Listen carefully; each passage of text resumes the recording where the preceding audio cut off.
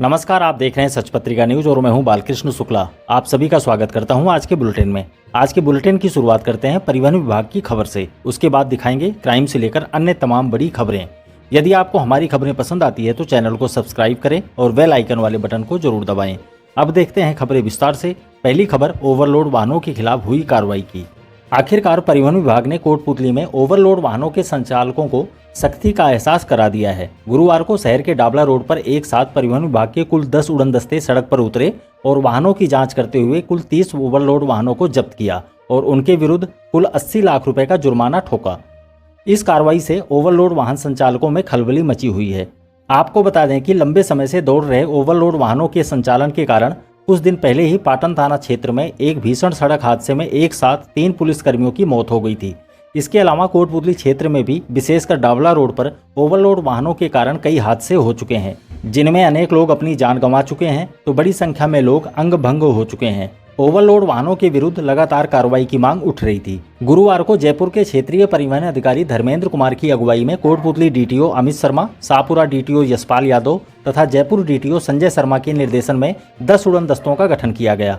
परिवहन इंस्पेक्टर नरेश कुमार स्वामी, मुकेश राव व हंसराज टेपन सहित अन्य परिवहन इंस्पेक्टरों के नेतृत्व में गठित कुल 10 उड़न दस्तों ने अल सुबह ही शहर के डाबला रोड पर जगह जगह तैनात होकर वाहनों की सघन जांच शुरू कर दी। अचानक हुई इस कार्रवाई से ओवरलोड संचालकों में खलबली मच गई। विभाग ने कुल 30 वाहनों को जब्त कर उन्हें सरुण थाने के पास बनाए गए बाड़े में खड़ा करा दिया। इन वाहनों पर कुल 80 लाख रुपए का जुर्माना किया गया है।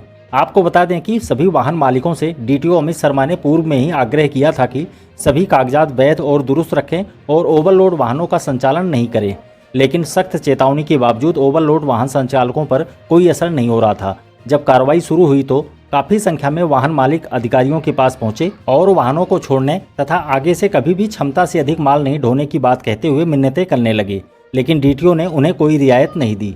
उन्होंने कहा कि ओवरलोड वाहनों का संचालन बर्दाश्त से बाहर है। पकड़े गए सभी वाहनों पर नियमानुसार कार्रवाई होनी तय है। मामले में जिला परिवहन अधिकारी अमित शर्मा ने बताया कि ओवरलोड वाहनों के खिलाफ इस तरह का अभियान लगातार जारी रहेगा। नियम कायदों को दरकिनार कर चलने वालों की अब खैर नहीं होगी। मेरी अपील है कि सभी वाहन मालिक अपने वाहनों में क्षमता से अधिक माल नहीं भरें। दूसरी ओर खनन विभाग की बात करें तो कोटपुतली सहित आसपास के क्षेत्र में धड़ल्ले से अवैध खनन जारी है। इस पर रोकथाम लगाने के लिए कई बार आंदोलन भी हो चुके हैं। लोग आए दिन कलेक्टर से लेकर अन्य अधिकारियों को ज्ञापन सौंपकर अवैध खनन पर रोक लगाने की मांग करते हैं, लेकिन खान विभाग चुप्पी साधे बैठा है। परिवहन विभाग ने ओवरलोड वाहनों पर नकेल कसना तो शुरू कर दिया है, लेकिन लोग सवाल यह कर रहे हैं कि खान विभाग की नींद कब खुलेगी। खान विभाग की चुप्पी खनन प्रभावित क्षेत्रों से जुड़े लोगों को खटक रही है। अब देखते हैं क्राइम से जुड़ी खबरें। एक व्यक्ति ने फोन करके वकील को राय लेने के लिए अपने पास बुलाया और वहां बातचीत के दौरान उसकी पिटाई कर जख्मी कर दिया। मामले में कोटपुतली के बड़ाबास मोहल्ला ITI के पास रहने वाले एडवोकेट राकेश सैनी ने आरोपियों के खिलाफ कोटपुतली थाने में मुकदमा दर्ज कराया है। एडवोकेट राकेश सैनी के अनुसार कोटपुतली निवासी अजय ने उसके पास फोन करके किसी मुकदमे में राय लेने के लिए बूढ़ी के होटल के पास बुलाया। रिपोर्ट के अनुसार वहां अजय और 2 अन्य व्यक्ति मौजूद थे। अजय ने उससे बोला कि हमारे और भी मुकदमे आपके पास हैं, उनमें क्या कार्रवाई कर रहे हो।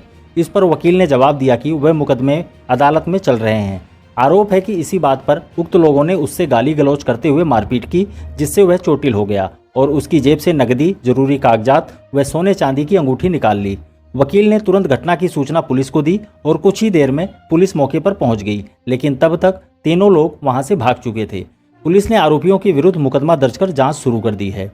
अगली खबर सरुण पुलिस थाने से। एक व्यक्ति ने सरुण पुलिस थाने में मुकदमा दर्ज कराकर कुछ लोगों पर उसकी जमीन पर कब्जा करने का प्रयास करने और उससे मारपीट तथा बंधक बनाने का आरोप लगाया है।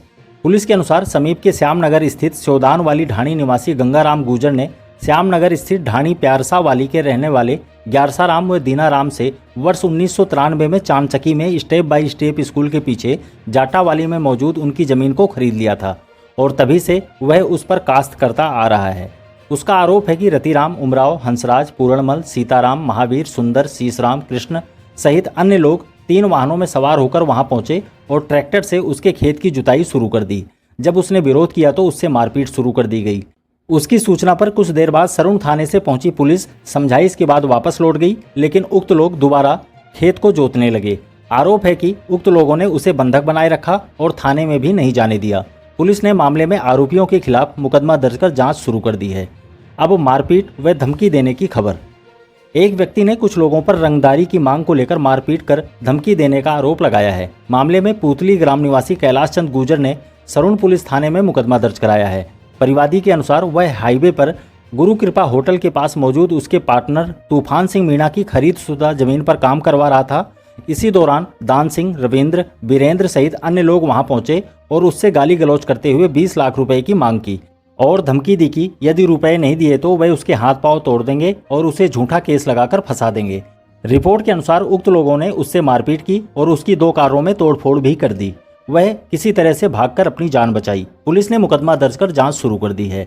अगली खबर सड़क दुर्घटना की। पनियाला थाना क्षेत्र में हुई एक सड़क दुर्घटना में जख्मी हुए एक व्यक्ति की मौत हो गई। पुलिस के मुताबिक राय मलिकपुर निवासी प्रभाती लाल हाईवे क्रॉस करने के लिए सड़क के किनारे खड़ा था। इसी दौरान नांगल चौधरी की तरफ से आए एक ट्रेलर ने उसके टक्कर मार दी, जिससे वह बुरी तरह से जख्मी हो गया। लोगों ने तुरंत उसे इलाज के लिए राजकीय बीडीएम जिला अस्पताल पहुंचाया, जहां चिकित्सकों ने उसे मृत घोषित कर दिया। मामले में मृतक के बेटे राजेश ने मुकदमा भी दर्ज कराया है। अब देखते हैं बेजुबान पक्षियों के लिए लगाए गए परिंदे की खबर।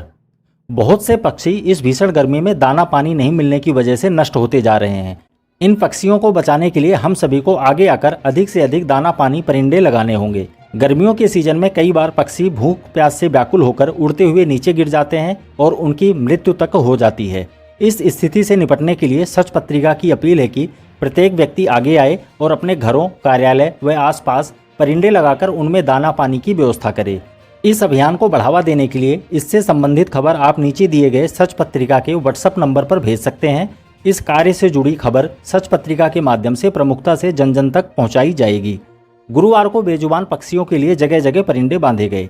शहर के राजकीय पाना देवी कन्या कॉलेज में प्राचार्य डॉक्टर आरपी गुर्जर के सानिध्य में संकाय सदस्यों और छात्राओं द्वारा बेजुबान पक्षियों के लिए पेड़ों पर परिंदे लगाए गए। इस दौरान प्राचार्य ने कहा कि अत्यधिक धूप में पक्षी जल के अभाव में प्यासे होकर मर जाते हैं। उनका जीवन बचाने के लिए प्राचार्य डॉक्टर गुर्जर ने छात्राओं को अपने घर के बाहर छत या बालकनी में जल से भरे परिंदे रखने के लिए प्रेरित किया। उन्होंने निस्वार्थ भावना से सेवा करने का आह्वान करते हुए कहा कि पेड़ों की कटाई, बढ़ते शहरीकरण, प्रदूषण और अत्यधिक कीटनाशकों के उपयोग से पक्षियों की संख्या घट रही है। इस मौके पर डॉक्टर भावना चौधरी, प्रोफेसर विशंबर दयाल सहित अनेक संकाय सदस्य व छात्राएं मौजूद रही। दूसरी ओर पंचायत समिति परिसर में एसीओ रामनिवास की अगुवाई में अधिकारियों कर्मचारियों ने परिसर में कुल 11 परिंदे बांधे। इस दौरान एसीओ रामनिवास सहित अतिरिक्त विकास अधिकारी रूपेंद्र कुमार आर्य ने गर्मी के मौसम में पक्षियों के लिए परिंदे का महत्व बताते हुए कर्मचारियों को नियमित रूप से उनकी देखरेख करने की जिम्मेदारी सौंपी। इस मौके पर प्रमोद सैनी, शेर सिंह, कमलेश कुमार, शिवचरण, रामोतार सैनी, महेंद्र पाल मोरोडिया, सुनील भारद्वाज, मीनू सैनी, मंजू बाला, मीना देवी, ओम प्रकाश, बनवारी लाल सहित अनेक कर्मचारी मौजूद रहे। दूसरी ओर कचहरी परिसर में एसडीएम ब्रजेश कुमार चौधरी की अगुवाई में 11 परिंदे लगाए गए। एसडीएम ने कहा कि राष्ट्र, समाज और जीवों की सेवा करने से मन प्रसन्न रहता है। कार्यक्रम में सामाजिक कार्यकर्ता रतनलाल शर्मा, एडवोकेट लक्ष्मीकांत शर्मा, चंद्रशेखर, श्याम सुंदर, कैलाश चंद गुर्जर, परमानंद, पूरणमल, रोशन सैनी, हंसराज बिदानी, डॉक्टर संदीप सिंह सहित अनेक लोग उपस्थित रहे। अब देखते हैं सीवरेज डालने में बढ़ती जा रही लापरवाही से जुड़ी खबर। इन दिनों शहर के आधे हिस्से में डाली जा रही सीवरेज लाइन लापरवाही और अनदेखी की भेंट चढ़ी हुई है। नगर परिषद और प्रशासन के जिम्मेदार अधिकारियों की अनदेखी के चलते अधिकृत कंपनी द्वारा मनमानी पूर्वक काम किया जा रहा है। अव्यवस्थाओं से परेशान लोगों की सुनवाई के लिए न तो कंपनी के अधिकारी नजर आते हैं और न ही जिम्मेदार अधिकारी कोई पहल कर रहे हैं। बुधवार शाम को कुछ मिनट की बारिश ने ही निर्माण कार्यों की पोल खोलकर रख दी। पुलिस थाने के पास बनाए गए बड़े चैम्बर के आसपास डाली गई मिट्टी करीब 10 से 15 फीट तक नीचे धंस गई। गनीमत रही कि इस दौरान कोई बड़ा हादसा नहीं हुआ। सीवरेज लाइन डालने का काम टेक्नोक्राफ्ट प्राइवेट लिमिटेड कंपनी के जिम्मे है। कंपनी ने हर कार्यों के लिए अलग अलग ठेका दिया हुआ है और ठेकेदार मनमानी रूप से लाइन डालने का काम कर रहे हैं। वह ना तो आमजन की सुविधाओं और सहूलियत का ध्यान रख रहे हैं और ना ही नियमों की पालना कर रहे हैं। सुरक्षा की दृष्टि से भी गाइडलाइन की पालना नहीं की जा रही है। सीवरेज लाइन के गड्ढों की भराई में लापरवाही बरतते हुए जल्दबाजी में मिट्टी डालकर इतिश्री कर ली जा रही है। अंदर भारी गैप होने के कारण वहां मिट्टी धंस रही है। यह हालत तो बिना बारिश के है। यदि मानसून शुरू हो गया तो शहर के क्या हाल होंगे, इसका अंदाजा लगाना मुश्किल है। अगली खबर व्यापारियों की। नगर व्यापार महासंघ कोटपुतली का एक प्रतिनिधि मंडल गुरुवार को अध्यक्ष मैथिली शरण बंसल की अगुवाई में विधायक हंसराज पटेल और उनके प्रतिनिधि पंकज पटेल से मिला।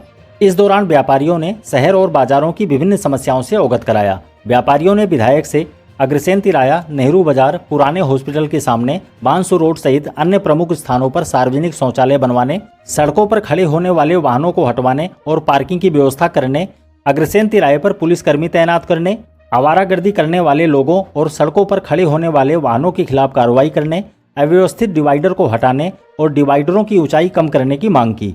विधायक ने सभी मांगों पर जल्द ही कार्रवाई कराने का भरोसा दिलाया। इस मौके पर महामंत्री रमेश जिंदल, किराना व्यापार के अध्यक्ष हरिराम सैनी, वस्त्र व्यापार संघ के अध्यक्ष होशियार सिंह कसाना, सब्जी मंडी अध्यक्ष रमेश सैनी, मेडिकल एसोसिएशन के अध्यक्ष सुभाष शर्मा, हार्डवेयर से नवल किशोर खंडेलवाल, स्वर्णकार संगठन से धर्मपाल, फुटवेयर एसोसिएशन के अध्यक्ष किशन चंद बंसल सहित अनेक व्यापारी मौजूद रहे। अब कृषि कॉलेज से जुड़ी खबर। कोटपुतली के कृषि महाविद्यालय में गुरुवार को छात्र शाखा की ओर से भारत सरकार के पर्यावरण अनुकूल जीवन शैली अभियान के तहत पर्यावरण विषय पर पोस्टर प्रतियोगिता का आयोजन किया गया।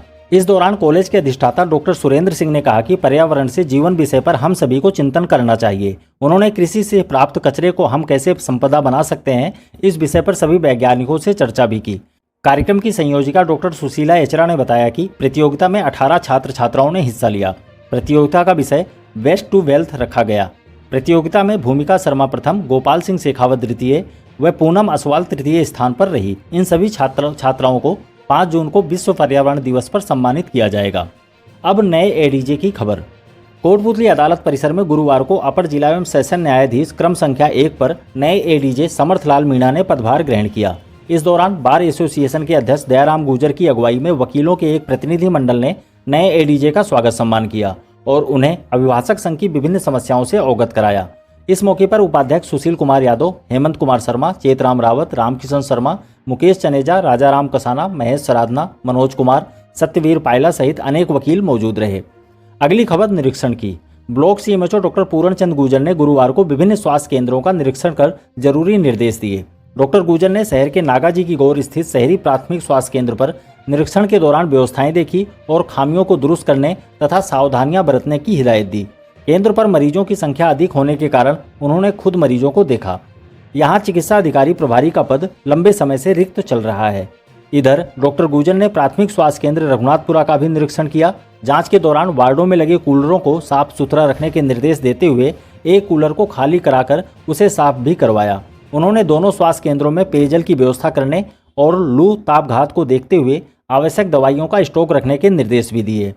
अगली खबर बीडीएम हॉस्पिटल से। कोटपुतली के राजकीय बीडीएम जिला अस्पताल परिसर में इन दिनों 2 ऑक्सीजन प्लांट क्रियाशील हो चुके हैं, जबकि तीसरे प्लांट की मरम्मत जारी है। अस्पताल के पीएमओ डॉक्टर सुमन यादव ने बताया कि एक ऑक्सीजन प्लांट पहले से संचालित था। दूसरे प्लांट की मरम्मत कार्य पूरा कराकर उसे भी चालू करा दिया गया है, जबकि तीसरे प्लांट की मरम्मत करवाई जा रही है। उन्होंने बताया कि अस्पताल में संचालित दोनों ऑक्सीजन प्लांट से अस्पताल में 24 घंटे ऑक्सीजन की आपूर्ति व्यवस्था बनी रहेगी। तीसरे प्लांट को भी जल्द ही चालू करा दिया जाएगा। और अंत में बिजली बंद की सूचना। 33 केवी फीडर रामसिंहपुरा पर आवश्यक मरम्मत कार्य के चलते शुक्रवार को कई इलाकों में 4 घंटे बिजली बंद रहेगी। निगम के कनिष्ठ अभियंता कृष्ण कुमार सैनी ने बताया कि सुधार कार्य के दौरान 33 केवी जीएसएस रामसिंहपुरा, सुंदरपुरा, नांगल चेचिका, हसनपुरा तथा चिमनपुरा से निकलने वाले सभी 11 केवी फीडर इलाकों में सुबह 7 से 11 बजे तक बिजली बंद रखी जाएगी। आज के लिए बस इतना ही। दोबारा मिलते हैं इसी तरह की दूसरी ताज़ा खबरों के साथ। नमस्कार।